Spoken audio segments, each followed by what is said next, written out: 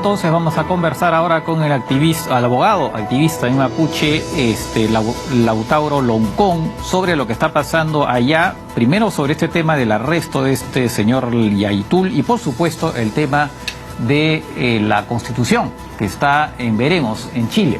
Gracias por haber aceptado la invitación.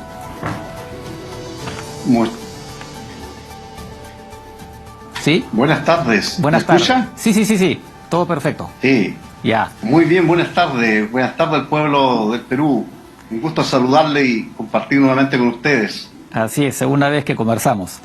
A ver. Exactamente. Este tema de este activista lo he visto a usted muy activo en las redes, ¿no? Criticando al gobierno por el arresto. Ahora, entiendo que esta persona, por lo que he podido leer, es alguien que llama prácticamente a un levantamiento. O sea, digamos que debería ser, por lo que he podido leer, es una persona que está por la vía violenta, aparentemente, por lo menos es lo que he podido leer.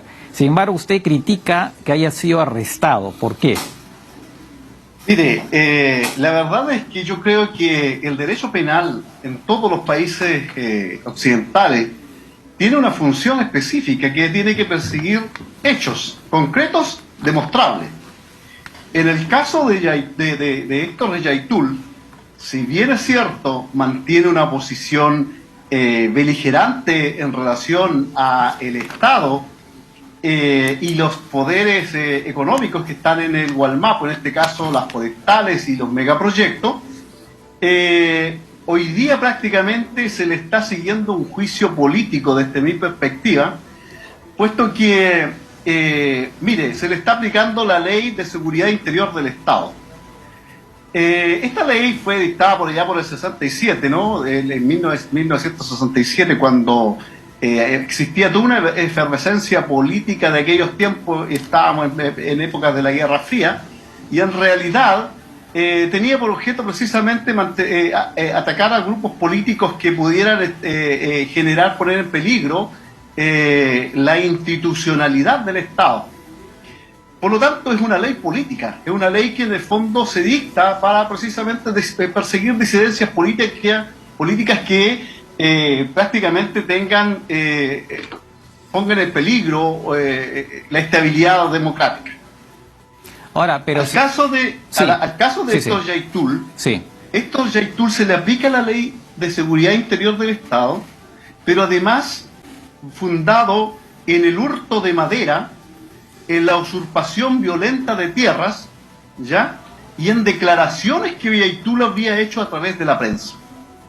Entonces, tenemos un retroceso en el derecho penal en términos de que no se está aplicando el derecho penal de hechos, de perseguir hechos de carácter delictual, sino más bien se retrocede al derecho penal de autor, en la cual se persigue al sujeto por lo que representa, por lo que significa para la sociedad o las ideas que promueva. Y mi crítica precisamente ha ido, por un lado, respecto de que se está utilizando el derecho penal para perseguir desde el punto de vista político en este caso, Héctor Yaitul, pero además de eso también porque en definitiva se cortan los caminos de diálogo que se requieren para solucionar este conflicto político que existe entre el pueblo mapuche y el Estado chileno. Fíjese que esto ha tenido tal repercusión que acaba de renunciar hace un par de horas atrás la ministra de Desarrollo Social. ¿Por qué? ¿Cuál es el delito que cometió la ministra de Desarrollo Social para que tuviera una sanción tan fuerte? Se habría puesto en algún momento en contacto con Héctor Yaitul precisamente para buscar alguna forma de diálogo político. La asesora, ¿no? No ella, sino su asesora, ¿no? La asesora, su asesora, pero en definitiva, en este caso, con conocimiento de la señora ministra. Ya. Resulta que el Ministerio de Desarrollo Social en Chile, Desarrollo Social y Familia, por la ley 19253, tiene el mandato que le dio el legislador de abocarse a los temas indígenas. Es el ministerio en el cual se alojó toda la problemática indígena para los efectos de canalizar esas demandas. Ya, pero no, pero entonces, una pregunta. Eso no lo tiene que hacer igual, o sea, hay una política de gobierno, ¿no? Entonces, si el gobierno, hay una ruptura efectivamente entre el gobierno y este líder, ¿no? Entonces, ella no tendría, en todo caso, porque forma parte de un gobierno, no puede, es verdad, usted dice tiene ese rol, pero es parte de un gobierno, y ella probablemente para el gobierno no era el momento, o en todo caso no había, eso tenía que formar parte de una estrategia, y por lo visto parece que su asesora, seguramente con el conocimiento de la ministra, se lanzó a ese diálogo fuera de toda política del gobierno. Eso sí. Digamos... Yo desconozco mayormente cuál fue el contexto en el cual la asesora llama a Héctor Yaitul, pero lo que sí sé, y lo que es un hecho público y notorio acá en Chile, es que el presidente ha dicho en forma reiterada que este gobierno dialogará con todos los que quieran dialogar. Eso incluía la coordinadora Arauco Mayeco, porque el gobierno entonces entendía que este era un conflicto político y entonces la búsqueda de la solución tiene que ser el diálogo político.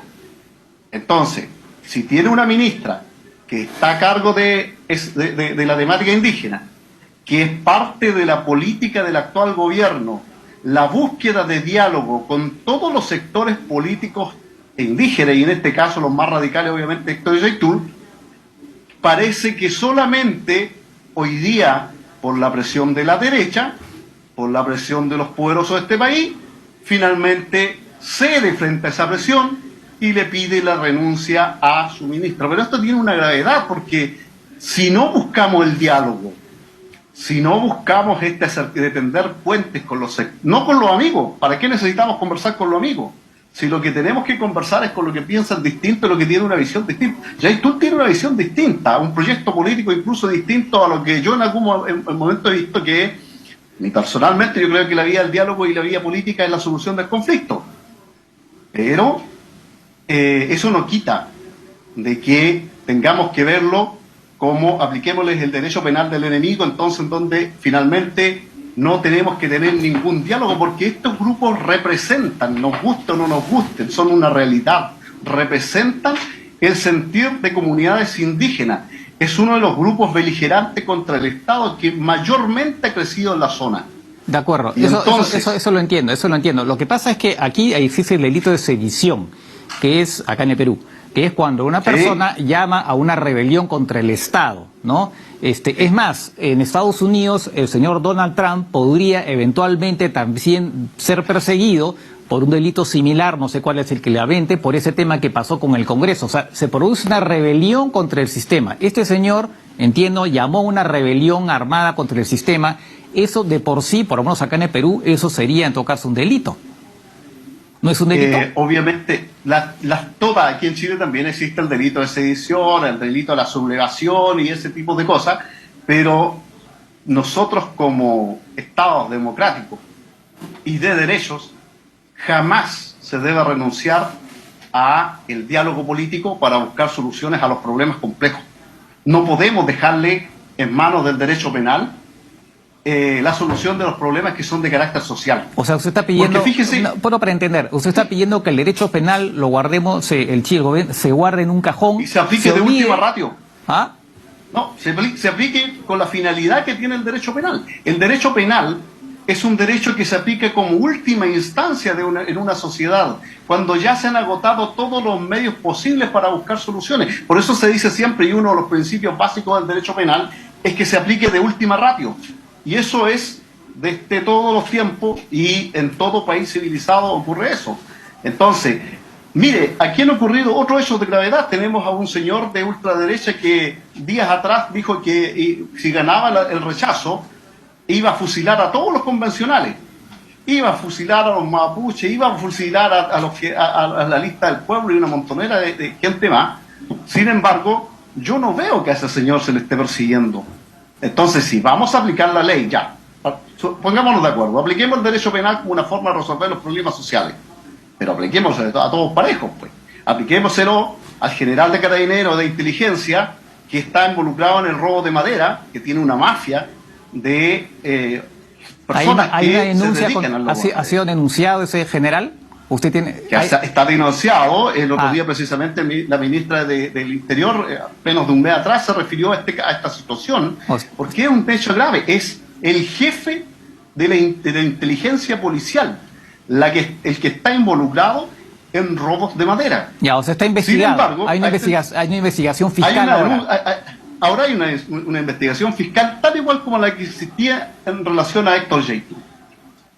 Ya. Entonces, alguien que me explique de este gobierno y alguien que me explique de este país por qué a Héctor Yaitul se le detiene de la forma en que se le detiene, con todo ese aparataje policial, con toda la presión de los grupos poderosos, y no detienen al señor de Carabineros, de la inteligencia policial, que está involucrado en robo de madera. Tal vez porque todavía está en investigación. Tendría que hacer en todo caso una prisión preventiva. Pero también está en investigación la situación de Yaitul. Yaitul no tiene una sentencia, Yaitul no tiene abierto un proceso. Recién hoy día la Fiscalía le comunicó y tiene un plazo de 30 días hábiles porque le formalizó ante el juez de garantía de que se está efectuando una investigación penal en su contra por uno o más delitos determinados. En este caso fueron 3 delitos que se le imputan a Yaitul: robo de madera, usurpación violenta de terreno y dichos que habría dicho en enero del 2020. Ya, ok. Entonces, tenemos un problema en la aplicación de la ley. Tenemos un problema en el carácter selectivo de a quién le aplicamos ley antiterrorista, a quién le aplicamos ley de seguridad interior del Estado y a quién no le respetamos la garantía del justo y debido proceso y principalmente la presunción de inocencia. Porque yo le puedo decir, en cualquier momento voy a ir a la fiscalía diciendo, oiga, ¿sabe? Yo no sé, asesiné a 30 personas en tal lugar. Sin embargo, si no hay materialidad del delito, me toman por loco, pues. Sino la confesión en Chile no tiene valor, y en los países que se ha reformado los procesos penales, la simple confesión del sujeto no tiene ningún valor, salvo para defenderse. Pero acá no fue una confesión, fue un llamado. Bueno, en todo caso, más allá, bueno, eso vamos a ver cómo se resuelve judicialmente, en fin, ya se verá. No, yo quería preguntarle más allá de eso, efectivamente, en la región de la Araucanía, efectivamente hay un sectores violentos a lo que este señor pertenece. Lo que quería decir era, están habiendo muchos, estaba leyendo que se está robando en cantidades la madera, ¿no? Hay incendios y todo lo demás, y eso imagino que para el gobierno es muy incómodo. Efectivamente las empresas también se quejan, y para la ministra Siches, ¿no?, que tuvo esa visita desafortunada, ¿no?, al inicio de su mandato, donde finalmente hubo disparos cuando ella fue, en fin, la tildaron un poco de ingenua, ¿no? Me imagino que ella debe estar también con sangre en el ojo, porque finalmente pasó un pésimo momento político, ¿no? Por supuesto, ¿no? Sí, mire, aquí en la región existe una multiplicidad de actores con intereses en el conflicto. Ya anteriormente lo habíamos dicho en la conversación anterior. Yo recuerdo que le dije, aquí está metido Carabineros, están metidas las empresas, están metidos particulares, y hay sectores del grupo de la gente mapuche que también está vinculado al tema de madera. Eso es un hecho innegable. Pero no son solo los mapuches. La mayor cantidad de robos de madera se produce, yo me atrevería a decir, amparados por la policía. Y ojo, que este negocio les favorece a todos, porque pregúntese usted, y yo le voy a dar la respuesta también, ¿hacia dónde se lleva la madera? ¿Quién compra la madera? Las mismas forestales. ¿La madera que se roban a ellos la vuelven a comprar? La vuelven a comprar, pero a un precio muy bajo, ¿no? En un precio muy bajo. El camión o un metro de madera se vende a un precio de quien reduce especie. Lo que pasa debe ser una especie de toma de... Así como se roban autos, acá se roban autos y después le piden a la persona, me pagas por el auto, entonces, de alguna manera estoy comprando el auto un poco más barato. Algo parecido, ¿no? Ocurre lo siguiente, que las empresas igual se benefician con esto porque no están pagando seguridad social, contratos con trabajadores, tienen un grupo de gente que está robando madera, que está sacando madera y que se los va a vender, y eso muchas veces les sale más barato que pagarle el sueldo a un trabajador y estar incluso pagando la seguridad social y evitar todo lo que significan los accidentes y ese tipo de cosas. Si esto es un negocio, siempre en los conflictos, cualquier conflicto que existe, hay alguien que está haciendo negocio. Y esto no es la excepción. Entonces, Si el gobierno solamente se pone en la mira y en la persecución a Yaitul solamente, no se resuelve el problema. El problema se va a resolver cuando, como país, abordemos este problema con seriedad y investiguemos a carabineros, a los empresarios, obviamente a los grupos organizados que están dedicándose al robo de madera y obviamente en el caso de los mapuches también participan, pero no son las 800 y tantos mil millones de pesos que están vinculados, una enorme cantidad de dólares tras el robo de madera, no son las comunidades indígenas. Nosotros lo hemos denunciado, quienes estamos siempre observantes de este conflicto, lo hemos denunciado en diversas oportunidades. Aquí hay exfuncionarios de Carabineros, oficiales de Carabineros, que han denunciado que su jefatura está vinculada a los robos de madera. Y entonces, aquí alguien, los poderosos nuevamente, hacen las presiones que hoy día hicieron contra el gobierno y mantienen prácticamente de rehén a las personas que están en el poder. ¿Y qué puede pasar ahora? ¿Qué puede pasar ahora con ese arresto en el terreno ahora? ¿Qué va a pasar? Mire, yo creo que van a haber algunas manifestaciones de parte de las comunidades indígenas. Como ya le decía, Héctor Yaitul representa el sentir de comunidades, de personas de comunidades indígenas. Eso se va a sentir en los días próximos, pero tampoco va a ser como que se va a... No se va a incendiar una rebelión. No se va a incendiar la pradera, como se dice. No se va a incendiar la pradera, si son grupos importantes, pero tampoco es generalizado el levantamiento indígena. Lo más probable es que va a haber un par de días de barricadas en las carreteras y sería. Ya. Porque más allá de decir que existe terrorismo, más allá de decir que en la región es intransitable, es ingobernable, aquí la gente hace sus actividades cotidianas con normalidad. Se traslada de una ciudad a otro, en los caminos de vez en cuando hay algún